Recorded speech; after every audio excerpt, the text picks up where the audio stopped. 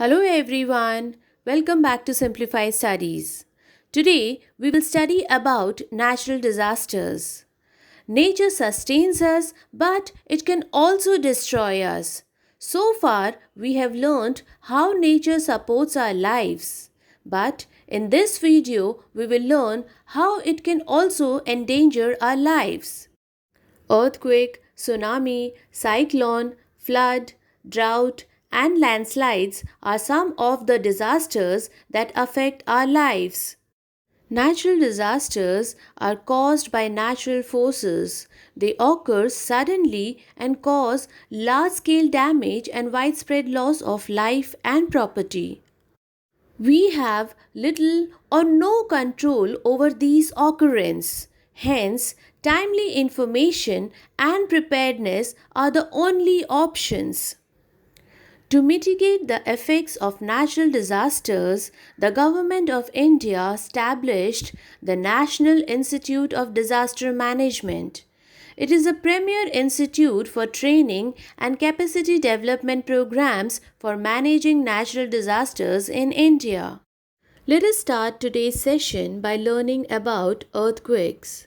The sudden shaking of the earth's crust is known as an earthquake. The earth is made up of three layers. The outermost layer is called the crust. This is a hard and solid layer of rock. We live on the outer surface of the crust. The crust is broken up into several large pieces called the continental plates. Below the crust lies the mantle. This layer is made up of hot molten rocks called magma. The innermost layer is called the core. Most of it is made up of solid rock. This layer is so hot that it melts the rocks in the mantle. In fact, the core is hotter than the surface of the sun. The plates that make up the crust are constantly moving. Sometimes two plates collide against or slide past each other. This causes the rocks to bend or break with a lot of force, triggering an earthquake on the surface of the earth. The place inside the earth where the rocks break is called the focus. The area on the earth's surface directly above the focus is known as the epicenter. The earthquake is the strongest at the epicenter. The strength of an earthquake is measured on a scale of 1 to 10 using the Richter scale. An earthquake of intensity 3 or less on the Richter scale is regarded as a minor earthquake. It does not cause much damage. On the other hand, an earthquake of intensity 6 or more is a strong earthquake that can destroy life and property. Now, let us see some of the precautions that can be taken during an earthquake. If you are outside, make sure that you immediately move on to an open area away from trees and buildings, as they can fall on you and can hurt you.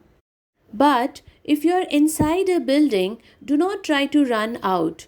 Drop down and crawl under a strong table or a bed to protect yourself from falling objects. Try to keep doors open so that they do not get stuck later when you want to go out. Never use lifts during an earthquake. Instead, always use the stairs. Lifts can stop working if the electricity gets cut off. Do not go back inside a building immediately after an earthquake, as it is sometimes followed by small tremors of the earth. Government conducts awareness campaigns to prepare for the emergency. Earthquake resistant houses are designed in vulnerable areas. High rise buildings are not built in such areas. Earthquake monitoring centers regularly monitor and issue alerts for impending earthquakes. Do you know Japan is the most earthquake prone country in the world? Now, let us study about volcanoes. Volcanoes are mountains which erupt by giving out smoke, ash, and molten rock called lava. The mouth of a volcano is called a crater. The volcanoes which erupt very often are called active volcanoes. Those volcanoes which erupt very rarely are called dormant volcanoes. Volcanoes which have not erupted for many years are called extinct volcanoes. The hot and molten lava from a volcanic eruption can flow downwards and drown forest and human settlements on its way. Mount Vesuvius in Italy had erupted in 79 CE and the lava had buried the city of Pompeii. In India, the Barren Island volcano is located in Andaman and Nicobar Islands. It is the only confirmed active volcano in the South Asia. The Pacific Ocean has a ring of volcanic islands which are actually the mouths of volcanoes underwater. This is called the Pacific Ring of Fire. If you live in an area prone to volcanic eruptions, pay attention to warnings issued by authorities about possible eruptions. If you are asked to leave your building by authorities, wear a mask to protect yourself from poisonous gases, ash, and dust, and avoid running into mud flows, flying rocks, and debris. Next, we have floods. Floods happen when a water body is filled with so much of water that it breaks its banks. The water overflows onto the nearby land and covers everything on it.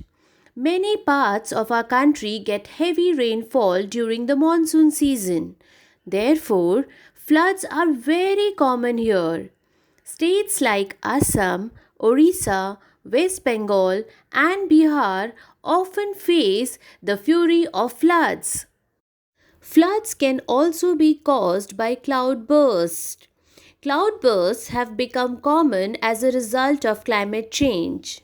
During a cloudburst, huge amount of rain falls over an area within a very short period of time, leading to floods. They are more devastating in cities where natural drainage channels have been blocked due to constructions. Floods cause great damage to crops, roads, buildings. People and animals can drown or get washed away in the water. Flood can also damage power lines, causing power cuts. During floods, there is a shortage of drinking water, food, and shelter. The unclean environment often causes diseases like typhoid, cholera, and malaria. People staying in flood prone areas should keep themselves updated regarding the flood warnings. One should switch off electricity and gas mains when the flood water starts rising. Move to higher ground when flood warnings are given. Place sandbags in front of your house to prevent water from entering the house. Store enough food, medicines, and drinking water. Avoid walking through flowing water. This may cause strong current which may pull you under. Next, we have droughts. During summer, many rivers, lakes, and ponds dry up due to the heat. Water starts getting scarce and people wait eagerly for the rains. But sometimes the monsoon fails and there is no rainfall for a long period of time. Such a long period of dry weather is called a drought. Droughts often occur in parts of Rajasthan, Gujarat, Orissa, Madhya Pradesh, and Telangana. During a drought, there is no water for the crops and this causes the crops to die. Thus, droughts can result in famine. Famine means a severe shortage of food and water leading to widespread suffering and loss of lives. We can overcome droughts by planting more trees. Planting trees increases the chance of rainfall. Many places have a system of collecting rainwater, which is used to increase the underground water level. This is known as rainwater harvesting. Our next topic is tsunami. Sometimes earthquakes or volcanoes occur on the ocean floor. This can trigger a series of high waves. These waves travel with great speed and force towards the coast. They are often over 10 to 15 meters high by the time they crash onto the coast. These giant waves are called tsunamis. Tsunamis cause great damage to everything in their path. They can wash away people, animal, vehicles, uproot trees, and power lines. On 26 December 2004, a very strong earthquake occurred on the floor of the Indian Ocean. This caused massive tsunamis to hit the coast of India and other neighboring countries. Thousands of people living along the coast lost their lives and a large number of buildings were destroyed. If you live close to coast, you should keep a lookout for tsunami warnings on news channels and government websites. If you're on the beach and see the seawater receding suddenly, you should get away from the beach as fast as you can. This is one of the signs of an approaching tsunami. Move to higher ground and stay there until it is safe to come back. If you're caught in a tsunami, try to grab a floating object and allow the current to carry you rather than trying to swim back. Next, we have cyclones. A cyclone is a huge and violent storm. Cyclones start over warm seas. Warm, moist air rises from sea and begins to spin as a result of Earth's rotation. It slowly builds up into a powerful storm, followed by strong winds and heavy rainfall. When the cyclone reaches land, the violent winds and heavy rainfall cause a great deal of damage. Trees, power lines, and roofs of houses are blown away. People and animals lose their lives. Cyclone may also lead to floods. People living in coastal areas should keep checking the weather alerts on radios, televisions, and an internet. Do not go out during a cyclone. Store food, drinking water, and medicines for emergency use. Cyclones are also called hurricanes in the USA and typhoon in Japan. Now let's move on to the next topic, and that is landslides. A landslide occurs when a large amount of mud, pebbles, and big rocks slide down a mountain or a hill slope. As the mud and rocks slide down the slope, they pick up a great speed and can cause widespread destruction.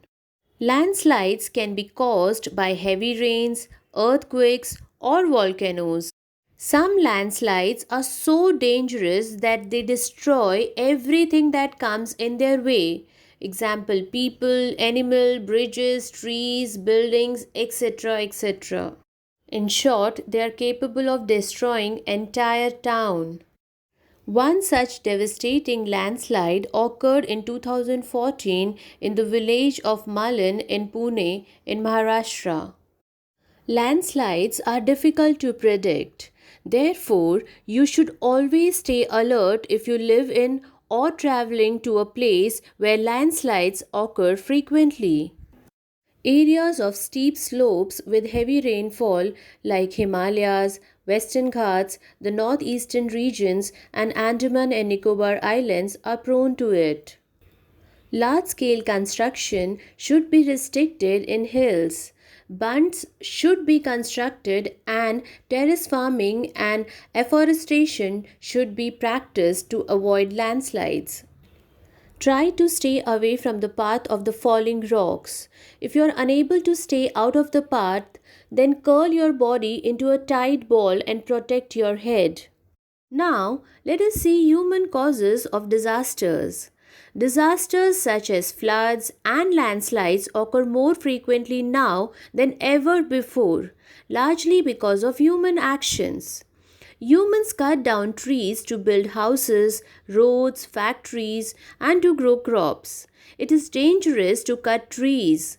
Trees help to reduce effect of floods and landslides by acting as barriers.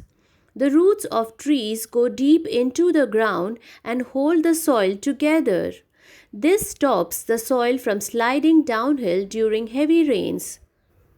The smoke and heat from factories, machines, and vehicles has led to rising temperatures around the world, which leads to changes in the climate. Climate change causes more severe and frequent cyclones, severe monsoons, and cloudbursts, which results in floods.